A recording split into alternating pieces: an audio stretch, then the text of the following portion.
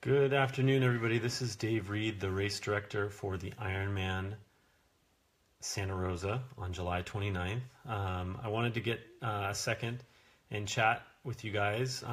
It's been a little bit of time just recovering from all the Ironman 70.3 Santa Rosa details, and just had a chance to go through a bunch of things from our athlete surveys, as well as I wanted to just fill you in on a couple details regarding the event.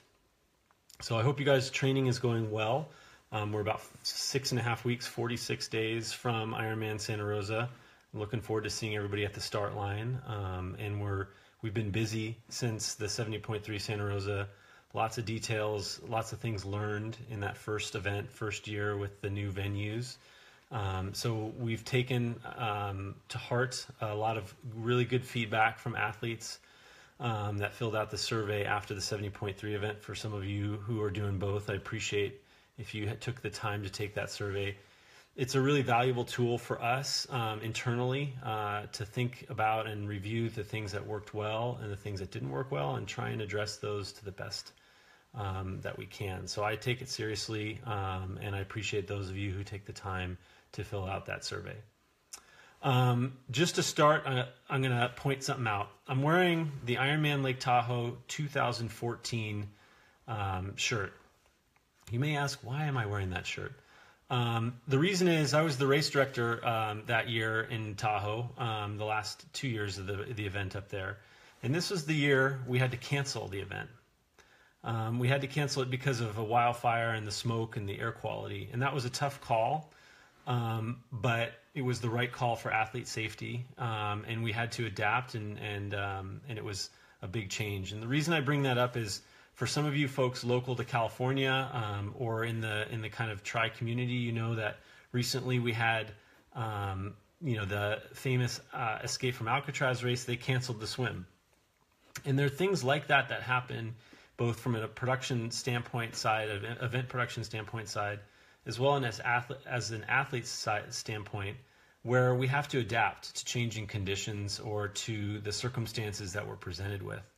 And as an athlete, I've competed and been fortunate enough to finish 7 Ironmans. And for better or for worse, I can tell you they've never gone well for me, or as well as I would have hoped. I've had moments that worked well. I've had learning lessons. My nutrition's worked well in one race and hasn't worked well in another. But I've learned to try and adapt to what my body's telling me, to the conditions of the day, to the course, to the circumstances, to try and do the best I can given the circumstances of the day. So as we get ready, and as you guys get ready for Ironman Santa Rosa, I wanted to just go through the courses, fill you in on some things that we're working on to improve, but also to just let you know that there are going to be things that happen to you that are either outside of our control. There's circumstances just nutritionally for you or mechanically for you, and I want to encourage you guys to learn to adapt, be accepting of the change that is going to happen throughout the course of your day, and do your best to get to the finish line. And that's really, it's oftentimes the journey as much as it is the destination. And so I encourage you guys to take kind of the lessons that I'm describing here, where it was definitely not what I wanted to have to do, is cancel a race on race morning. And we're not planning on anything that dramatic in Santa Rosa. And I hope nothing that dramatic happens to you in Santa Rosa that doesn't allow you to finish. But I want you guys to be prepared to do well from start to finish. And I want to give you as much information to do so as possible. So swim, for those of you who did the 70.3, or those of you who are paying attention to some of the posts that I did for that, we switched the swim course up a little bit. Instead of swimming out in front of the dam, we tucked and swam under the bridge. And that sheltered the swim from some winds that can happen.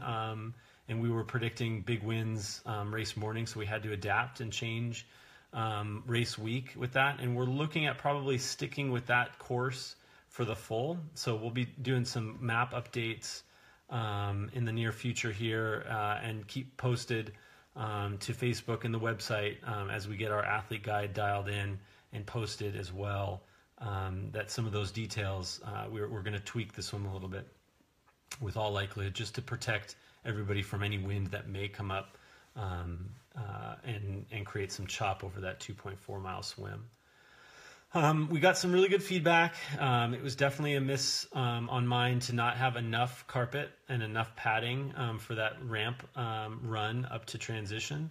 So we're going to be fixing that issue with the 70.3. Got a lot of feedback on that, and I appreciate that, and I apologize for not having that as dialed as we needed it to be. So we'll be making sure that you've got good soft surface or padding, carpet or rubber mats for your exit up into transition. Then once you get up into transition, it'll probably be on the asphalt, and you get into your change tent, change, and then off you go.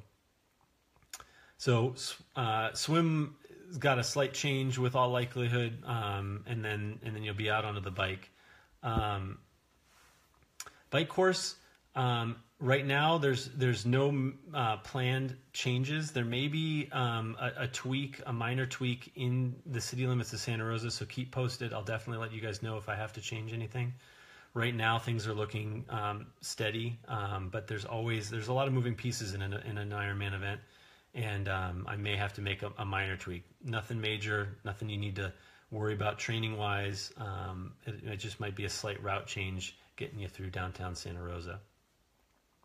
But I do want to talk about the bike course a little bit. We got some feedback from folks about in the 70.3 that it's a beautiful bike course, which selfishly I think it is. It's a spectacular course riding through the vineyards and through Sonoma County and Santa Rosa. But there are some rough sections of road, and I wish I could pave roads. I wish I had that skill set. I wish I had that ability, but I don't. I try to pick roads when we develop these courses that are smooth. But I can't always do that. I can't always pick the smoothest roads. So my recommendation to you in terms of being prepared and adapting to the changing conditions is just check your equipment as you get ready for the event. Make sure your water bottle cages are tight. Make sure your aero hydration cages are tight. Make sure that things aren't going to eject out of your water bottle cages if you're on some rough road. And most importantly, on rough road, get out of your aero bars. It's uncomfortable. It's not safe to be riding on particularly rough sections if there are some in your aero bars. Take that second to stretch your back, pedal in your tops or on your hoods for that section. We're going to try our best to mark all of our hazards. Potholes and things of that nature, and then there's just a couple sections that are just rough road, and I apologize for that. I wish I could change it, but that's what we got right now. So I just want to give you a heads up that there's a lot of great road. California and Sonoma County has a lot of beautiful road to ride, and you've got a lot of that. But there are a couple small sections that have some rough patches. So we're going to continue to fill potholes as much as we can right up till July 29th. But I wanted to give you that heads up on the bike course. Run course, 2 loops still. Santa Rosa Creek Trail should be beautiful. Full foliage out there. You'll be running farther than the 70.3, so you're going to get out into some of the beautiful vineyard views. 2 loops, and nothing's really changing there. But just a reminder, we had some feedback from the 70.3 about some signage and the clover leaves. So I think I posted a couple videos showing folks kind of how you're going to be navigating a couple of these crossings at Stony Point Road and Fulton Road, where you're on the south side of the trail and you kind of do this cloverleaf pattern to get from one side of the trail to the other without crossing the road.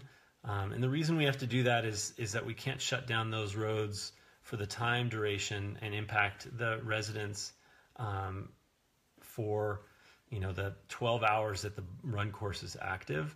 So this loops you guys around, keeps traffic flowing. We're going to have better signage, make it much clearer for folks. But just take a look at those videos that I posted about the clover leaves on the run course.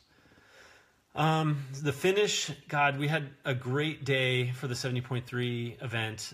It's a great new venue in Courthouse Square in downtown Santa Rosa. A lot of great viewing spots, hanging out. There's a ton of great restaurants right around the finish line for your loved ones and spectators and friends to enjoy while you're out racing or after the race with you. So I really encourage you to bring your family and friends. It's a beautiful venue to spectate. It's a great place to come and visit. Hit some wineries while you're there.